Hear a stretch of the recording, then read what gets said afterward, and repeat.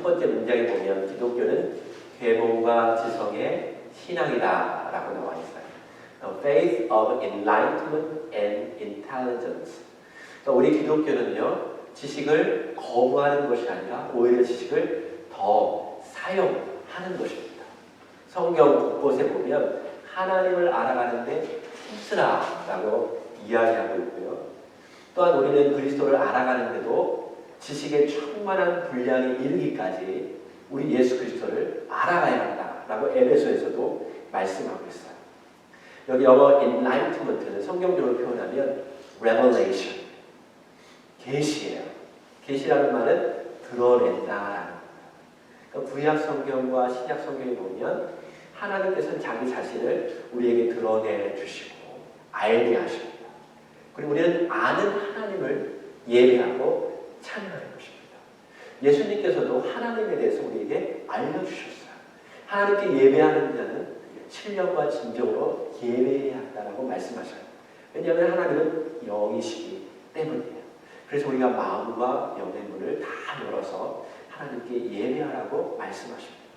그러니까 성경은, 하나님의 말씀은 우리에게 드러내 보여주십니다.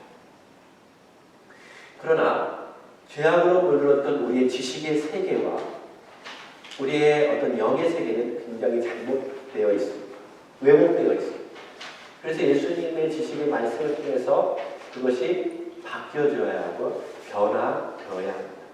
그래서 여러분이 성경을 읽다 보면 이게 문제구나. 이게 잘못된 거구나. 라고 깨닫게 되는 것입니다.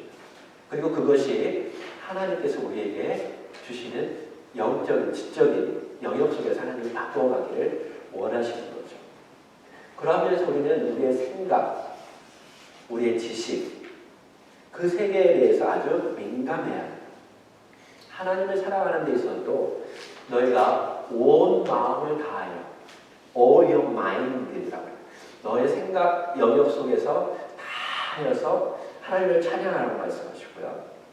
또한 바울은 로마서 12장 2절에 보면 너의 마음을 your mind 새롭게 하여서 변화된 삶을 살아가라 라고 말씀하고 계셔요. 어떻게 해요? 하나님의 선하시고 온전하시고 기뻐하신 뜻이 무엇인지 분별하여서 우리의 지식으로, 우리의 생각으로 그것을 분별하여서 무엇이 하나님의 선하시고 하나님께서 기뻐하시고 온전하신 것이 무엇인지를 알아서 하나님을 예배하고 삶이 변화되어야 한다고 말씀하고 계셔요. 사도 바울은 우리가 생각, 지식의 영역 속에서 영적인 전쟁이 일어난다는 사실을 깨닫게 해주고요. 고린도후서 10장 5절에 이렇게 말하고 있어요. 제가 써놨는데요. 볼까요? 모든 이론을 파하며 하나님 아는 것을 대적하여 높아진 것을 다 파괴하고 모든 생각을 사로잡아서 그리스도에게 복종케 하라라고 말하고 있어요. 그러니까 우리의 영혼과 우리의 마음과 우리의 생각의 영역은요, 24시간 365일 끊임없이 영적인 전쟁이 일어나는 것이 바로 우리의 정신, 우리의 생각의 영역입니다. 여러분이 최소한 예수 그리스도를 마음 가운데 모셨으면 이 영적인 전쟁이 이미 시작된 것입니다. 그래서 순간순간 우리가 의식해야 하고요. 하나님이 살아계신가? 하나님이 정말 나를 사랑하는가? 내 인생 가운데 하나님은 어떻게 인도하십니까? 여러 가지 의심과 불안함이 머릿속에서 계속 정신적으로 싸우게 됩니다. 의심케 하고요. 불안케 하고요. 두려워하게 하고 누군가를 냉소적으로 비판하게 하고 나태하게 합니다. 이 시간 여러분의 모든 생각을 우리 예수님께 복종하시기를 소망합니다. 그리스도께서 여러분의 주인이십니다. 주님께서는 여러분의 당신의 핏값으로 사셨습니다. 누가 뭐라고 해도 여러분은 하나님의 자녀이십니다. 온 마음으로 하나님을 사랑하고 하나님의 선하시고 기뻐하시고 온전한 뜻이 무엇인지 분별하십시오. 저는 너무나 많은 크리스찬들이 실제로 자신의 생각의 영역 속에서 그리스도께 복종하지 않는다는 것을 너무나 많이 알고 있습니다. 그들은 주님을 입으로는 주인이라고 말하지만 실제적으로 자기 삶 속에서 생각의 영역 속에서 그리스도께 복종하지 않습니다. 성경에 기록된 하나님의 법을 지키지 않습니다. 겉으로는 멋진 크리스찬이지만 실상은 그렇지 않아요.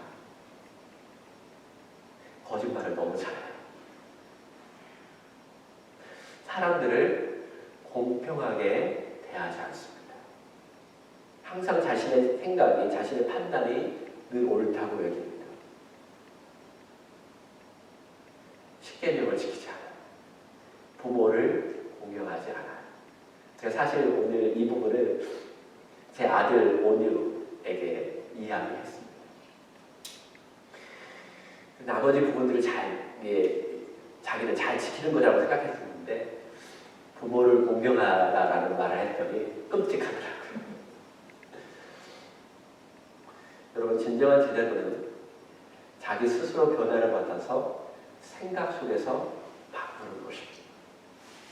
저는 정말 오랫동안 예수 그리스도를 어렸을 때 믿고 나서 끊임없이 머릿속에서 전쟁을 치러왔어요.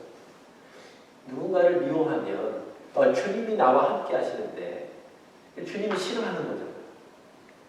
그래서 얼마나 갈등했는지 몰라요.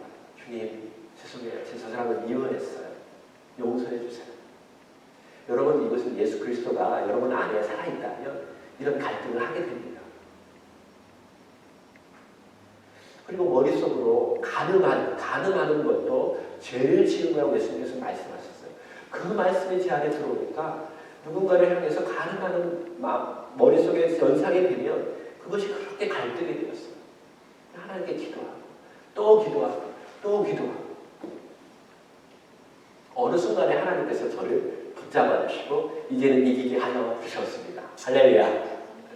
순간순간 떠오르기도 해요. 하지만 예수의 이름으로 물리치니까 물러가는 역사가 일어나게 되었습니다. 이 정신세계를 하나님께서 계속 저를 더 깨끗하고 순수한 크리스찬으로 만들어 가셨어요. 근데 이 거짓말에 관해서는 굉장히 끈질기더라고요. 제가 한 번은 테니스를 치는데요. 제가 이길 때면 그냥 잘 봐주면서 쳐줘요. 근데 지면 그 뒤에 라인에 보면 뒤에 라인 근처에 공이 딱 떨어지면 지면 보통 근처에 가면 아웃이라는 표현을 잘 씁니다. 저도 모르게. 잘 못 봤는데도 불구하고 상대방에게 아웃이라는 말을 소리를 쳐요. 그래서 지난번에 한참 너무 재밌게 치고 있었어요. 뭐 사람들도 너무 재밌게 치니까 응원도 많이 하고 있었어요. 근데 제 편이 지고 있었어요. 근데 아주 잘 치다가 공이 뒤쪽으로 딱 오는데 제가 그것을 너무 빠르니까 보지 못했어요. 근데 순간적으로 제가 아웃됐어요. 그랬더니 상대편이 아웃 맞아요? 그러더라고요. 그래서 제가 멈칫했습니다. 왜냐하면 잘 보지 못했기 때문에. 그랬더니 다른 한 사람이 이렇게 말하더라고요. 야, 목사님이 말하는데 거짓말 하겠어? 제가 순간에 뭐라고 했냐면 아니요, 목사도 거짓말해요 라고 말하니까 다 깔깔깔깔 웃더라고요.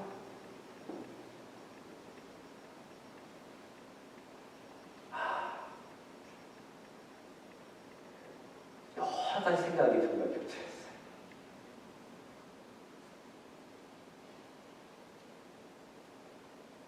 과연 예수님을 믿는 성도들은 어떨까? 제가 이곳에 와서 전에는 이제 교회 안에서만 죄송합니다. 예전에는 교회 안에서만 제가 이제 목회했는데요. 여기 와서는 제가 이제 일을 하게 되면서 일 속에서 크리스찬들을 만나게 됩니다. 근데 교회 목사님한테 굉장히 잘하고 선교도 다니는데 자기의 함께 일하는 사람들에게 너무 함부로 대하는 것을 제가 보게 되었어요. 과연 저분은 정말 예수 그리스도를 마음 가운데 모시고 살아가는 사람일까? 라는 생각이 들 정도로 정말 말과 행동이 달랐던 것들을 제가 보게 됩니다. 정말 여러분, 우리 교회 성도들은요, 저한테만 잘하지 마십시오. 여러분, 예수님은 모든 사람에게 사랑과 친절로 대하기를 원하십니다. 비록 여러분을 좀 힘들게 하는 커스터머일지라도 인간적으로 세상적으로 하시면 안 됩니다. 제가 이 설교를 참 많이 했어요. 저도 고쳐지지 않는 부분들이 그런 부분이었었어요. 크레딧 카드 문제로 인해서 제가 심각하게 그 손해를 보게 되어서 전화를 걸었죠. 그랬더니 이제 전화 받는 사람이 이제 얘기를 하는데 도무지 저를 받아들이지 않는 거예요. 근데 그 순간 너무 답답해서 제가 소리를 치더라고요. 목사가. 그 사람은 저하고 상관없는 분이에요. 오히려 매니저한테 얘기를 해서 조금 더 설득했으면 좋았는데 그 순간 하나님께서는 너 크리스찬 맞니? 라는 마음을 주시더라고요. 여러분, 우리의 삶의 모든 영역 속에서 주님은 우리의 주인이 되기를 원하십니다.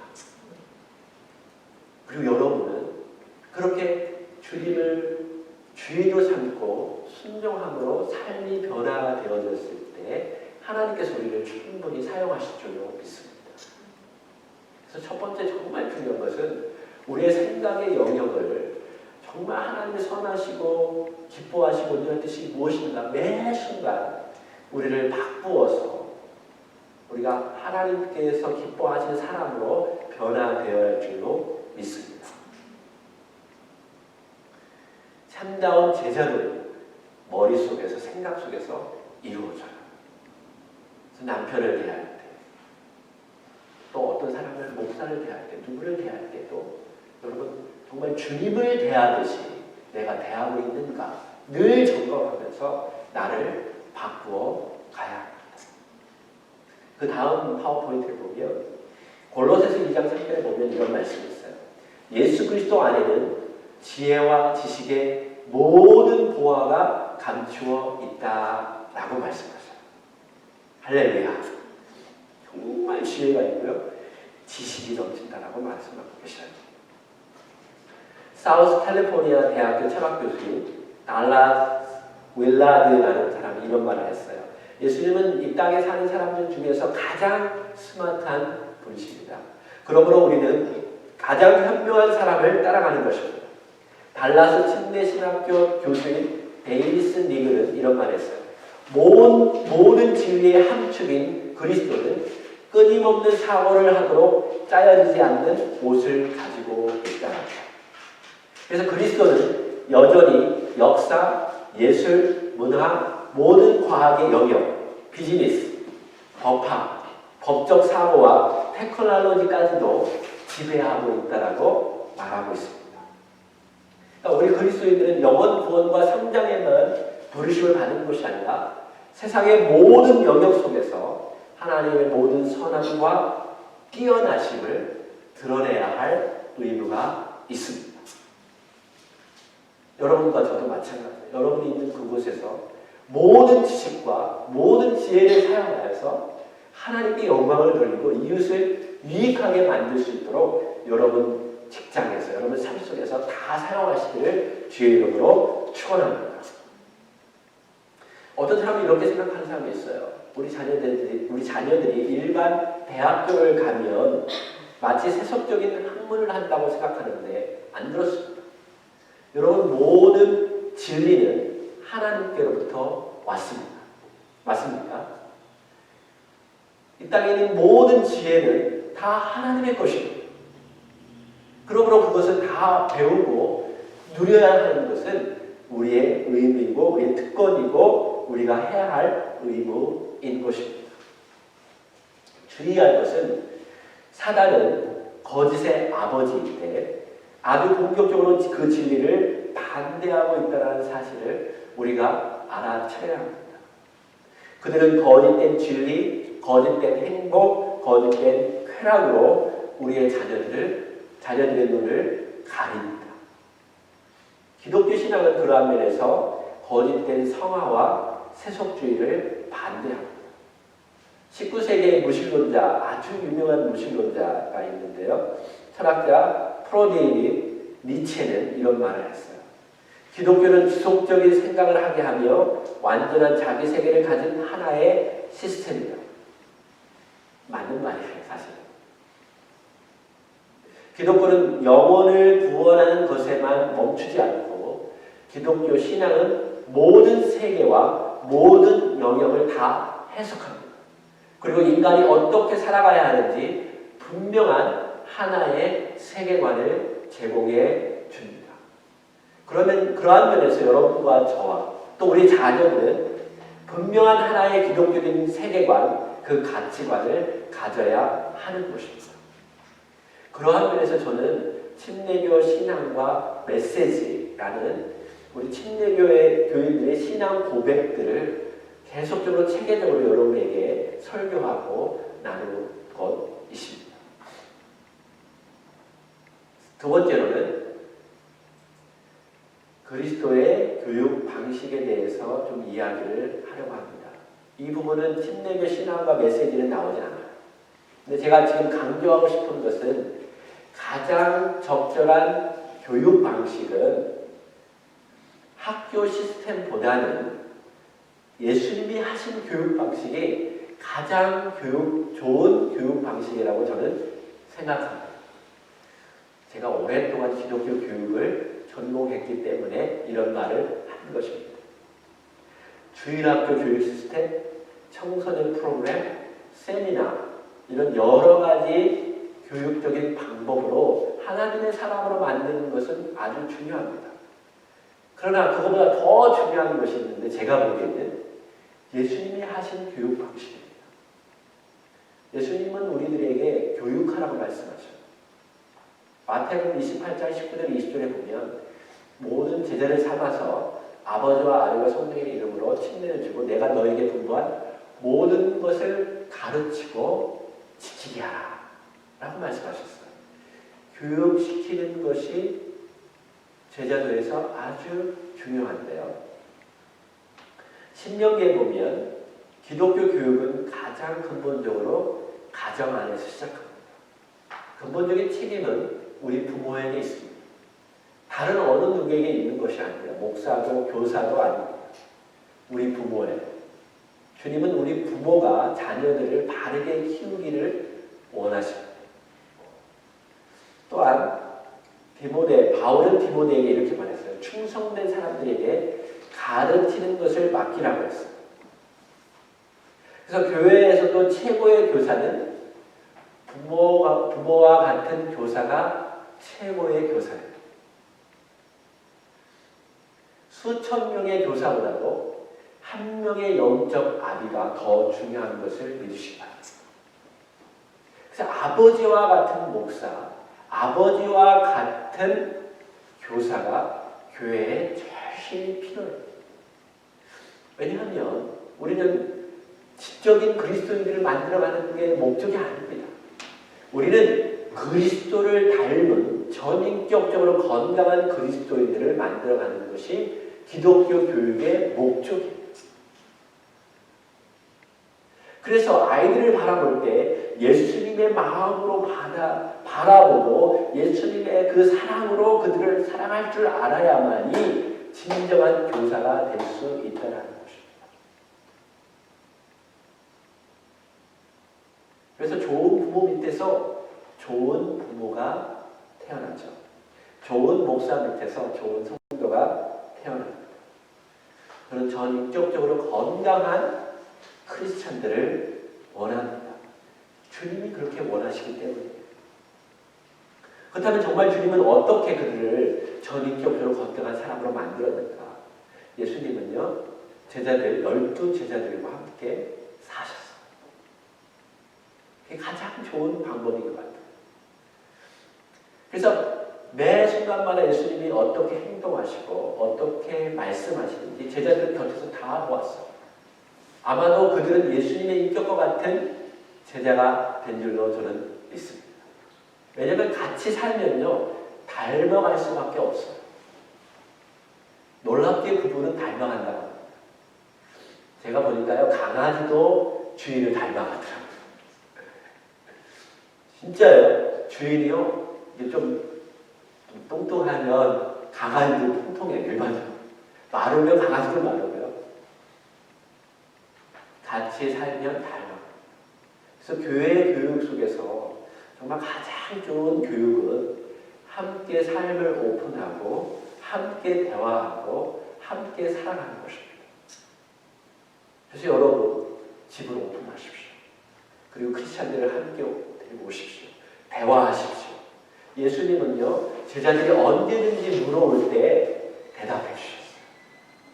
그것이 가장 좋은 교육 환경이에요. 그래서 저도 그렇게 교육하기를 원해요. 그래서 설교를 끝나고 나서도 우리 성도님들은 질문을 하고 대화를 합니다. 그리고 앞으로 이제 가정에서 오픈하고 그러면 그런 교육 방식으로 우리는 서로 닮아가는 크리스찬의 삶의 방식을 이야기하려고 합니다. 세 번째로는요, 학문의 자유와 학문의 책임입니다. 침례교 신학과 메시지는 학문의 자유와 책임 사이의 균형을 강조한다라고 말했습니다. 여러분, 하나님께서 우리를 만드셨을 때 무한한 자유를 주는 것이 아닙니다. 하나님은 창조자시고 우리는 피조물이에요. 그리고 우리의 모든 인간 관계 속에는 언제나 자유는 제한되어 있고 절대적이지 않습니다. 절대적인 자유에는 어디에도 존재하지 않아요. 기독교 학교와 대학교와 신학교에서도 교사의 자유에는 세 가지 제한이 그어져 있습니다. 첫 번째로는 예수 그리스도의 탁월하심을 그들은 인정해야 합니다. 또한 성경 말씀이 최고의 본이라는 것을 인정해야 합니다. 세 번째로는 학교가 존재하는 뚜렷한 목적이 하나님께 영광을 돌리고 그리스도를 전하는 것이며 또 그리스도처럼 변화되는 것임을 그들은 이야기해야 합니다. 제가 왜 이 이야기를 하냐면 우리 침례교회는 우리 교회들이 코퍼레이션 프로그램을 통해서 각각 우리 서든 베프티스트를 서포트합니다. 그러면 서든 베프티스트 안에는 신학교에도 우리의 헌금이 들어갑니다. 또 고아원에도 우리의 헌금이 들어가고요. 또 인터내셔널 미션 보드, 세계 미션 선교를 위해서도 우리의 헌금이 들어갑니다. 그런데 신학교에서 교수가 이 하나님의 말씀 밖의 것을 이야기하게 되면 우리는 그들을 인정하지 않습니다. 이러한 면에서 여러분에게 제가 미리 이야기해 주는 거예요. 요즘 미국 미디어에 보면 기독교 설립이라는 이름으로 대학교들이 많이 설립되어 있습니다. 그런데 교수가 동성애를 이야기할 때 학생들이 그것을 반대하게 되죠. 혹은 동성애가 잘못됐다고 얘기했을 때 학생들은 그것은 잘못됐다라고 법적으로 위배됐다고 수하고 그런 겁니다. 그러면 학교에서 그 교수를 보호하거나 내어쫓지 못하게 되고 있습니다. 지금 법안이 그렇게 되고 있습니다. 그러나 침례신학대학교는 이것을 처음부터 우리가 이 Baptist Faith and Message라는 신앙 고백을 모든 사람들이 패컬티뿐만 아니라 교수들이 다 읽고 거기에서 사인합니다. 서명을 합니다. 그래서 그거와 어긋나는 복음을 이야기하거나 자유적인 신앙을 이야기하면 학교에서 그들은 내쫓임을 당합니다. 그렇게 우리가 안전한 기독교 복음, 기독교 신학교를 세워가고 있다는 사실을 로컬 처치가 알아야 하기 때문에 이 부분이 여기에 들어가 있는 것입니다. 교회도 마찬가지입니다. 여러분이 앞으로 어느 교회를 가든 그 교회에서 가르치는 영적인 지도자가 어떠한 생각을 가지고 있는지, 어떠한 신앙을 가지고 있는지 여러분은 분명히 알아야 합니다. 그리고 사람은 언제든지 자기 생각이 바뀔 수 있고 지식이 바뀔 수 있고 신앙이 바뀔 수 있습니다. 그러면서 제가 침례교 신앙과 메시지를 여러분에게 잘 이야기하는 것은 뭐냐면 이것은 오랫동안 우리 침례교 신앙인들이 고백해왔던 성령 중심의 고백이라는 거죠. 이 고백은 바뀔 수 없습니다. 성경이 바뀌지 않는 한 이 고백이 바뀔 수 없어요. 저도 이 이외의 것을 여러분에게 가르친다면 여러분 우리 교회 다니면 안 돼요. 성경 이외의 잘못된 가르침을 가르친다면 그 교회 다녀서는 안 됩니다. 침례교회는 성경이 가장 기준입니다. 그런 면에서 성경에서 말씀하신 것들이 이러한 부분이라는 것을 교리적으로 제가 여러분에게 설교했던 이유는 바로 거기에 있습니다. 물론 교회 형식이나 전통에 대해서는 다른 교단을 우리는 인정합니다.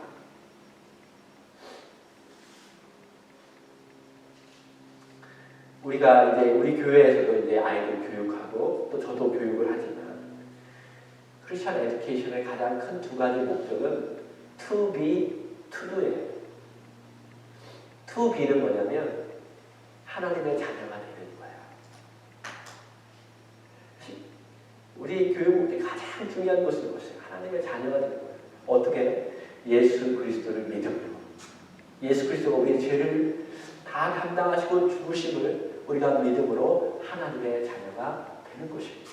어떤 행위로, 어떤 우리가 훌륭한 공적으로 하나님의 자녀가 되는 것이 아니에요. 하나님의 은혜를 힘입어서 예수 그리스도를 믿을 때 하나님의 자녀가 됩니다. 그 다음에 to do예요.